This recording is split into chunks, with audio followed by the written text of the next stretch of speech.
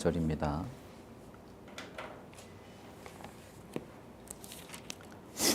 사무엘상 19장 18절부터 24절 제가 봉독하겠습니다. 다윗이 도피하여 라마로 가서 사무엘에게로 나아가서 사울이 자기에게 행한 일을 다 전하였고 다윗과 사무엘이 나요스로 가서 살았더라.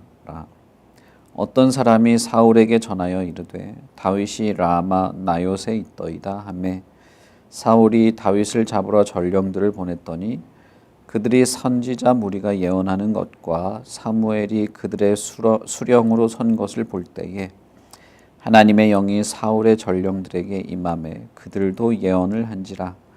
어떤 사람이 그것을 사울에게 알림해 사울이 다른 전령들을 보내었더니 그들도 예언을 했으므로 사울이 세 번째 다시 전령들을 보냈더니 그들도 예언을 한지라.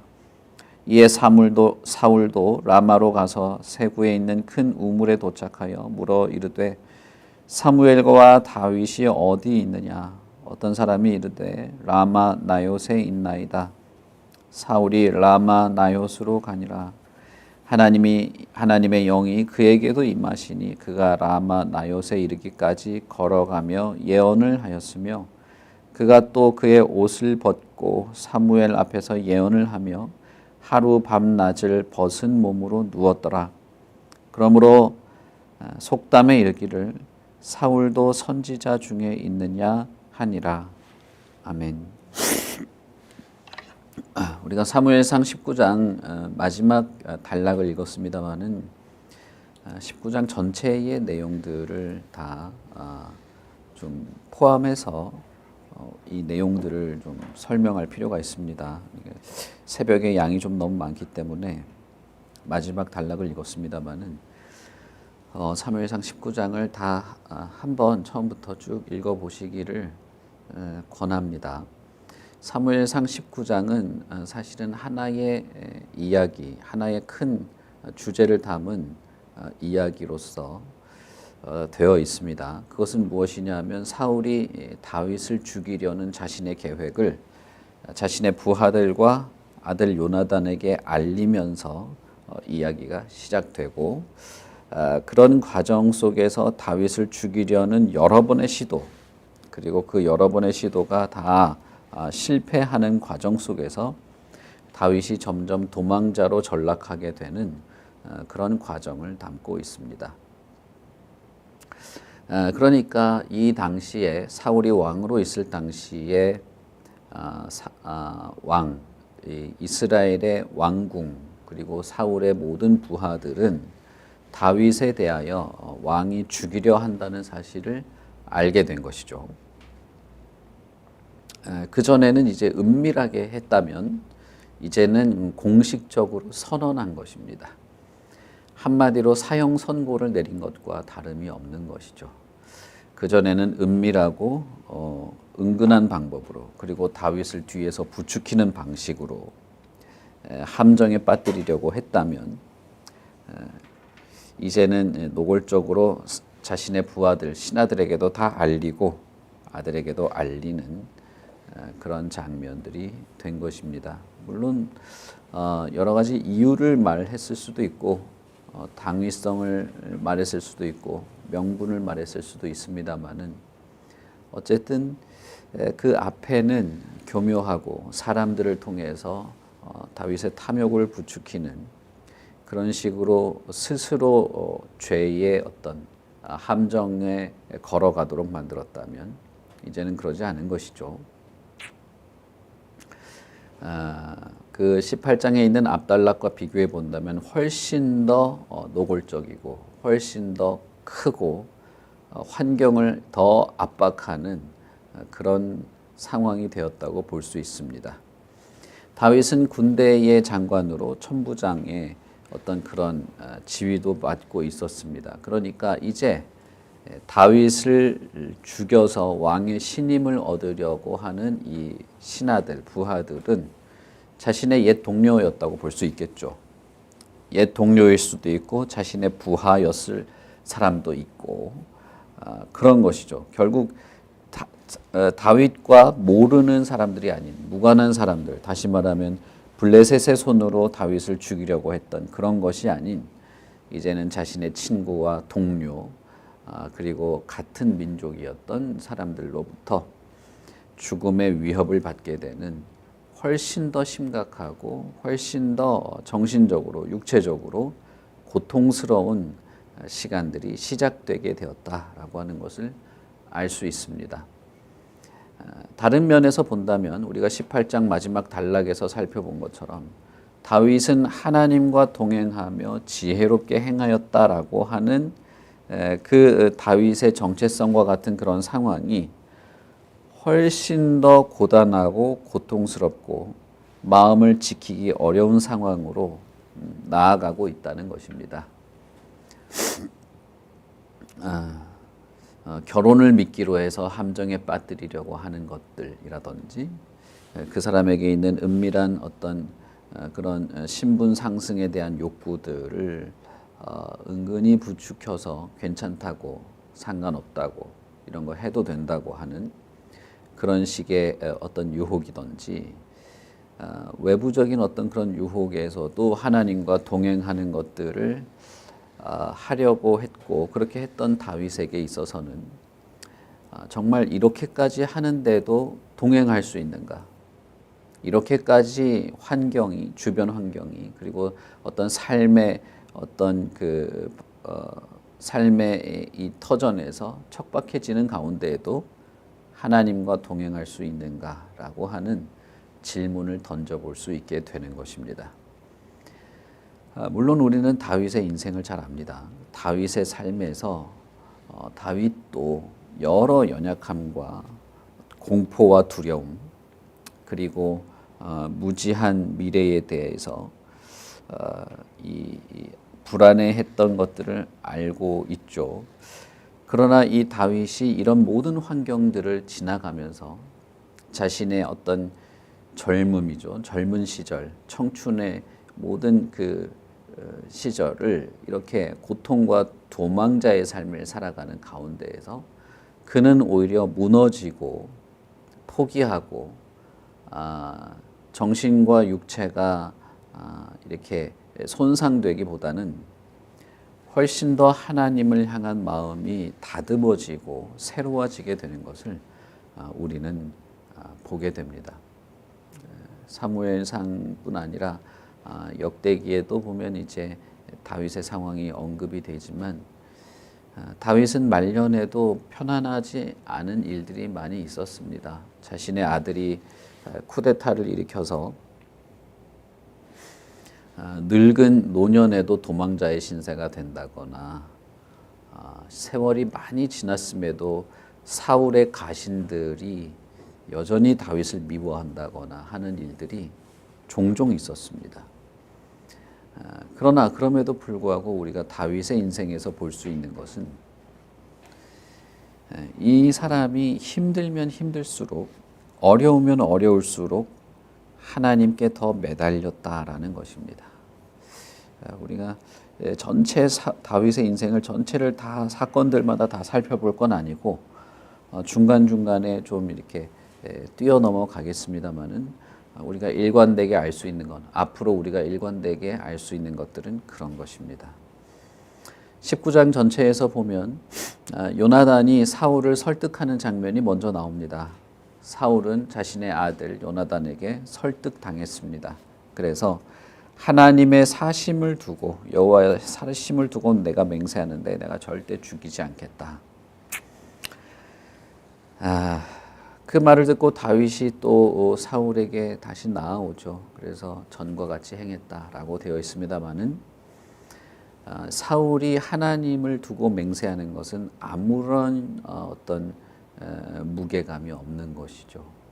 이 사람에게 있어서 하나님은 그럴 만한 무게를 지닌 존재가 아니었습니다. 하나님을 입에 언급하고 있긴 하지만 그러나 하나님과 완전히 동떨어진 사람이 된 것이죠. 전쟁이 일어나서 또 전쟁을 일으키는 가운데 악령이 다시 사울에게 임했고 사울은 어떤 이유나 근거가 없이 그저 자신의 분노가 치밀어 오르니까 또 죽이려고 하게 된 것입니다. 이번에 다윗은 자신의 집으로 피했죠. 결혼한 자신의 아내에게 간 것입니다. 그럴 때 사울은 자신의 전령들을 보내서 딸의 집을 지키게 하고 아침에 다윗이 딸의 집에서 나오면 문 앞에서 죽이도록 했습니다. 그것을 안 미갈이 창문을 통해서 다윗을 탈출시키고 다윗이 라마에 있는 사무엘에게로 가죠. 라마 나옅이라고 되어 있는데 나옅이라는 말은 집이라는 뜻입니다. 그래서 라마 나옅이 지명인지 아니면 라마에 있는 사울의 집을 말하는 것인지 분명하진 않습니다. 어쨌든 라마에 있는 사무엘에게로 가서 사무엘에게 자신의 상황들을 모두 전합니다. 사무엘의 반응은 아예 나와 있지 않죠. 아마 사무엘은 그 다윗의 말을 듣고 놀라지 않았을 수도 있습니다. 어쨌든 사무엘이 다윗을 맞아들이고 다윗이 사무엘과 지내는데 그 자리에도 사울이 전령들을 보내게 됩니다. 죽이라고 보낸 것이죠. 이제는 어떻게 된 것입니까? 자신의 손에 피를 묻히기 싫고 사람들에게 오해를 사기 싫고 사람들에게 사위를 죽인 장인 혹은 이스라엘의 영웅을 죽인 왕이라는 그런 사람들의 눈총 혹은 세간의 평가를 두려워했던 사울이 이제는 노골적으로 죽임, 살인 그 자체를 향하여 가고 있는 것을 볼 수 있습니다. 그런데 우리가 읽은 마지막 단락에서와 마찬가지로 정말 재미있는 것은 이 전령들, 다윗을 잡으러 보낸 이 전령들이 사무엘을 가까이 오게 되었을 때 라마에 있는 사무엘의 집, 성경의 표현대로 하면 나옅이죠. 그곳에 가까이 오게 되었을 때 그들에게조차도 하나님의 영이 역사했습니다. 그래서 그들이 예언을 하기 시작한 것이죠. 여러분, 이 장면은 사무엘이 사울을 만났을 때, 처음 만났을 때의 그 장면을 떠올리게 합니다. 사무엘이 사울에게 기름을 부었을 때, 그때도 사울은 아주 그냥 평범한 청년이었죠. 그러나 그가 기름 부음을 받고 사무엘과 담화를 나누고 새벽에 일어나서 그 집을 나올 때 사울은 걸어가면서 예언을 하기 시작했습니다. 하나님의 영에 충만해졌었기 때문이죠. 그러면서 사울도 예언자냐라는 말을 했다. 그런 이야기를 드렸습니다. 그런데 이번에도 사무엘에게 가까이 나온 전령들이 예언을 하기 시작하죠. 그런데 이 장면은 그 앞서 사울이 예언했던 하나님의 영에 충만해서 예언을 했던 그 장면과는 180도 다른 분위기입니다. 그 앞에 사무엘이 사울에게 기름을 부을 때에는 하나님이 택한 자요, 하나님께서 왕으로 세울 자로서 사무엘과 그 기름 부음 의미에 대하여서 하나님의 역사에 대하여서 이스라엘 민족들이 하나님 앞에 이렇게 범죄하고 왕을 구하였으나 그러나 하나님이 그들을 말을 듣고 하나님의 섭리 속에서 왕을 세우신다는 것과 그러므로 이스라엘의 왕은 어떠해야 하는지를 사무엘을 통하여서 깊은 시간 동안에 그렇게 담화를 하고 하나님의 영에 사로잡힌 것과는 다르게 이 전령들은 살인자로서 사무엘을 만나러 온 것이었습니다. 하나님의 의도 혹은 하나님의 뜻, 하나님이 앞으로 하실 것과 하나님의 역사들에 대하여 마음을 열고 받아들일 그런 사람들이 아니었죠. 그러나 이들은 하나님의 영의 그 영향력, 그 강력한 하나님의 임재 앞에 고꾸라지게 된 것입니다. 그 말을 들은 사울은 두 번째로 보내고 세 번째로 보냅니다. 그러나 세 번째 보낸 전령조차도 예언을 하며 살인을 성공하지 못했던 것이죠. 이제 드디어 사울이 나서게 됩니다. 이제는 블레셋의 손을 빌릴 것도 아니고 자신의 부하나 다른 사람들, 요나단과 같은 그런 사람들의 손을 빌릴 것도 아니고 이제는 자신이 직접 나서야 되겠다는 생각을 하게 된 것입니다. 이때는 사울에게는 오직 다윗을 죽여야 한다는 이 살인을 하려는 마음에 완전히 사로잡힌 것을 볼 수 있습니다. 그것 외에는 이제 없는 것이죠. 그래서 이제는 사울이 직접 나섭니다.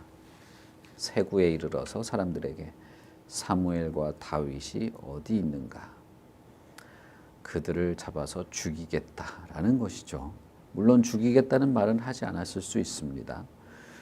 그러나 이 사람의 이 질문들은 자신의 어떤 악행, 살인하려는 그런 악한 계획과 어떤 목표를 반드시 실행하고야 말겠다는 그런 의도를 보여주게 됩니다.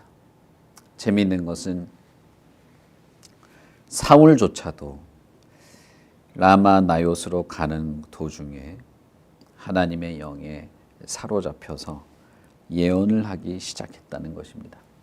그래서 라마에 있는 사무엘의 집 앞에 도착할 때까지 예언을 하며 걸어가고 그리고 그 앞에서 옷을 벗고 하루 밤낮을 드러 누워 있는 추태를 보이기 시작한 것입니다. 그리고 19장의 마지막 구절은 이런 것이죠. 그러므로 속담에 이르기를 사울도 선지자 중에 있느냐. 참 비참한 인생의 말로가 아닐 수 없죠. 지금 이 속담은 조롱의 말에 더 가깝습니다. 그 전에는 하나님의 영이 임하여서 하나님의 기름 부음 받은 자로서의 어떤 그런 모습을 보여주는 것처럼 보였다면 이제는 하나님께 버림받아서 무기력하고 무력한 자로서 옷을 벗고 드러 누워서 추태를 부리는 그런 자로서 조롱거리처럼 보여지게 되는 것이죠. 19장 전체에 있어서 사울의 모든 계획이 번번이 실패하고 있음을 볼 수 있습니다. 자신의 아들을 통해서 제지당하거나 창을 던졌지만 다윗이 재빠르게 피하거나 자신의 딸이 자신의 아버지를 속여서 다윗을 구해주거나 결국에는 하나님의 영이 강하게 그를 제지하여서 막아선 것을 보게 되는 것이죠. 지각이 있는 사람이라면 결국 이것은 하나님이 막으신다는 것을 볼 수 있어야 하였을 겁니다. 그러나 우리가 미갈과 사울의 대화에서 보듯이 사울은 이제 딸이 자신을 속이는 것조차도 간파하지 못할 만큼 어두워져 있습니다. 아둔해져 있습니다. 그래서 결국 자신 스스로도 사무엘 앞에서 예언하며 들어 누워 있게 되는 그런 경험을 하면서도 하나님이 막으신다라고 하는 것에 대한 어떤 그 마음의 무거운 그 큰 하나님의 역사에 대하여 잘 느낄 수 없는 그런 어두운 자가 된 것을 보게 됩니다. 만약에 사울이 조금만 더 하나님에 대한 마음이 있었다면 혹은 그가 조금만 더 양심적인 사람이었다면 자신이 사무엘의 집 앞에서 예언하며 그 긴 거리를 걸어가고 하루 밤낮을 누워서 예언하는 그 경험을 하고 난 이후에 과거에 자신이 기름 부음 받은 이후에 예언하며 선지자 무리와 함께 걸어갔던 그것이 떠올랐을 것입니다. 그리고 그때에 하나님이 자신과 함께 했던 것, 하나님 앞에서 자신이 겸손한 마음으로 있었던 것, 그런 것들 앞에서 마음을 돌이킬 수 있었을지 모르겠습니다. 그러나 지금 이 사울은 그런 것을 생각하지 못합니다. 오직 살인자의 마음에 사로잡혀 있는 것이죠.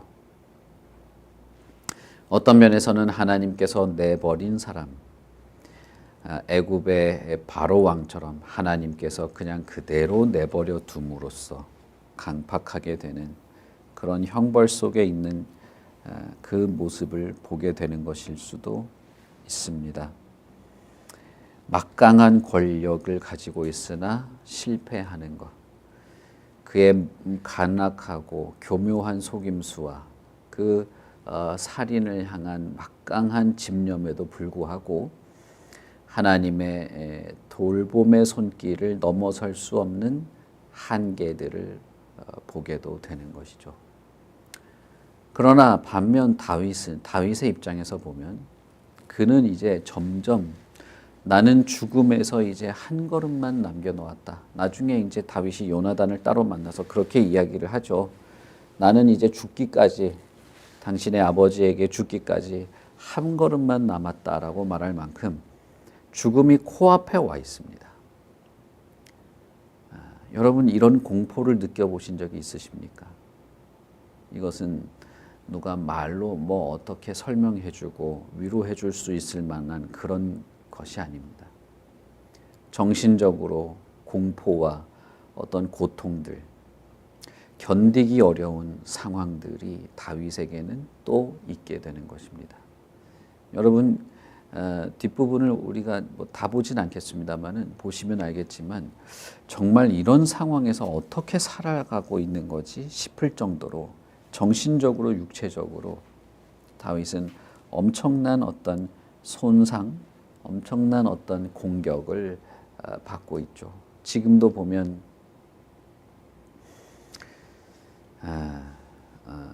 너무나 고통스러운 것이죠. 도망가는 곳마다 심지어는 자기 집 앞에 살인자가 서 있는 것을 봤고 사무엘에게 피신했는데 거기에도 살인자가 오고 한 번이 아니라 이제는 사울 왕이 직접 찾아올 정도니 이제 이 이스라엘 땅에는 이 하늘 아래에는 자신이 있을 곳이 없다는 절망적인 상황이 된 것입니다. 여러분들 혹시 이런 기분을 느껴보신 적이 있는지 모르겠습니다. 나는 이제 어디에도 있을 곳이 없다. 어디에도 피신할 곳이 없다. 어디에도 나를 의탁할 곳이 없다. 내 친구가 이제 살인자가 되고 내 동료가 나를 죽이려는 현상 수배자가 되고 내 부하들이 나를 죽여서 승진하려는 그런 사람들로 변해가고 있는 것들. 여러분, 우리는 조그마한 어떤 사건이나 아니면 그냥 우리 삶에서 친하게 지내던 한두 명과 좀 다투기만 해도 얼마나 힘듭니까? 그러나 다윗은 그보다 몇 갑절의 문제가 있게 된 것이죠. 그런데 이것이 시작에 불과했다는 겁니다. 물론 이 당시에 살았던 이 등장인물들은 역사의 이면에 역사하시는 하나님에 대해서 보기 어려웠을 수도 있습니다. 사울도 그렇고 다윗도 그렇습니다. 왜냐하면 현실의 삶이 너무나도 그들의 마음에 크게 다가왔기 때문이죠. 사울은 살인에 집착하고 있었고 다윗은 공포스러운 상황이 자신을 뒤엎은 것입니다. 그러나 우리가 분명히 알 수 있는 것은 하나님을 이길 자가 없다는 것입니다. 하나님이 그들의 인생의 모든 부분에 개입하시고 맡고 계시고 하나님의 뜻과 하나님의 섭리들을 이루어 가시고 있는 것입니다. 다른 각도로 보면 하나님은 사울을 실패하게 하는 것과 동시에 그로 하여금 살인에 빠져들지 않도록 막고 있는 것일 수도 있습니다. 뒷부분에 보면 이제 다윗이 사울을 죽일 수 있는 그런 장면에서도 그런 이야기들을 하시죠. 당신을 내가 죽일 수 있었지만 그러나 하나님 때문에 나는 그렇게 하지 않는다라는 말을 하죠. 그리고 다윗이 아비가일이라고 하는 여인의 그 남편, 이름이 갑자기 생각이 나질 않는데 나아모식인데 그 사람을 죽이려고 할 때 아비가일이 막아서죠. 막아서면서 하나님이 당신을 살인자가 되지 않도록 나를 통해서 막아선다는 말을 합니다. 다윗이 그때 회개하게 되죠. 어떤 각도에서 보면 하나님은 사울이 직접 살인에 가담하고 살인을 하게 되는 것까지 하는 것을 막고 있는 것이라고 볼 수도 있습니다. 다만 사울은 전혀 하나님의 그런 역사에 대해서 감지하지 못할 뿐인 것이죠. 다윗은 과연 이런 상황에서도 하나님을 따를 수 있는가? 하나님과 동행할 수 있겠는가? 그가 이런 상황에서도 지혜롭게 행할 수 있는가? 이런 엄청나고 고통스러운 삶의 순간에도 하나님은 선하시다라고 하는 것을 고백하며 동행할 수 있겠는가라고 하는 정말 중요하고 진지한 질문을 할 수 있게 됩니다. 그리고 우리는 역사의 이면에 일하시는 하나님도 보게 됩니다. 여러분, 하나님의 손길을 보자면 그는 사울이든 다윗이든 살인자의 행위를 막아주시고 또 살인자에게 살해당하는 것도 막아주시는 양쪽을 모두 보호하시는 하나님의 손길처럼 여겨집니다. 그러나 그들 자신의 입장에서 들어가 보면 이런 상황에서 어떻게 막막한 이런 고통 속에서 어떻게 하나님을 의지하면서 동행할 수 있었을까라고 하는 질문도 떠오르게 되는 것이죠. 분명한 것은 여러분, 우리의 삶도 크게 다르지 않다는 것입니다. 저와 여러분의 삶도 이와 다를 바가 없는 것이죠. 우리에게 사울과 같이 이런 막강한 권력과 막강한 악의를 가지고 우리를 유혹하거나 넘어뜨리거나 마음이 무너지도록 하는 그런 일들이 있을 수 있습니다. 때로는 우리의 정신과 육체가 견디기 어려운 고통 속에 들어갈 수도 있습니다. 도대체 어떻게 살아야 하는지 모를 수도 있고 인생의 막바지에 절벽의 끝에 다다른 것처럼 여겨질 때도 있을 것입니다. 이 세상에 내가 도무지 어디 한 곳, 한 시간, 한 달, 하루라도 내가 있을 곳이 없을 것 같은 막막함이 찾아올 수도 있습니다. 그러나 여러분 기억하십시오. 하나님은 내가 모르는 이 나의 인생의 이면에서 일하고 있는 것입니다. 나를 더 하나님의 사랑 안에 세우시려고 보호하고 계시는 것입니다. 우리의 눈에 보이지 않을 뿐인 것이죠. 다윗이 이것이 시작인 줄 어떻게 알았겠습니까? 그날 미갈의 집에서 창문을 통해 도망 나온 그날부터 수십 년을 도망자로 살게 될 것을 어떻게 알았겠습니까? 그러나 그런 인생이 펼쳐지죠. 겨우 이것이 시작일 뿐이었습니다. 고통의 절망에 빠져 있었지만 그게 시작이었죠. 그러나 우리는 잘 알고 있습니다. 하나님은 그를 보호하고 있었던 것이죠. 하나님은 그를 지켜주고 있었습니다. 그리고 다윗도 그 절망의 시간들 속에서 수없는 사람이 다윗에게 살인을 하라고 부추기는 그런 절망스러운 상황 속에서도 그는 하나님과 동행하는 것만큼은 잃어버리지 않으려고 몸부림쳤던 사람인 것입니다. 여러분, 저와 여러분도 다르지 않습니다. 우리도 다르지 않습니다. 우리의 삶의 환경도 다르지 않습니다. 우리도 어떤 상황에서든 우리의 정신이 이 가느다란 끈이 끊어질 것 같은 상황 속에서도 하나님을 의지하는 것을 멈출 이유는 없습니다.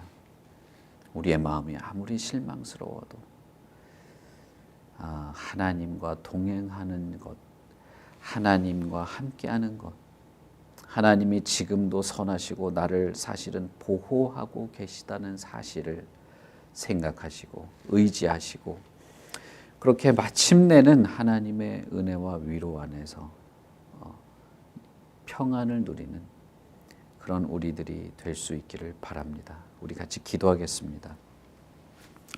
하나님 아버지,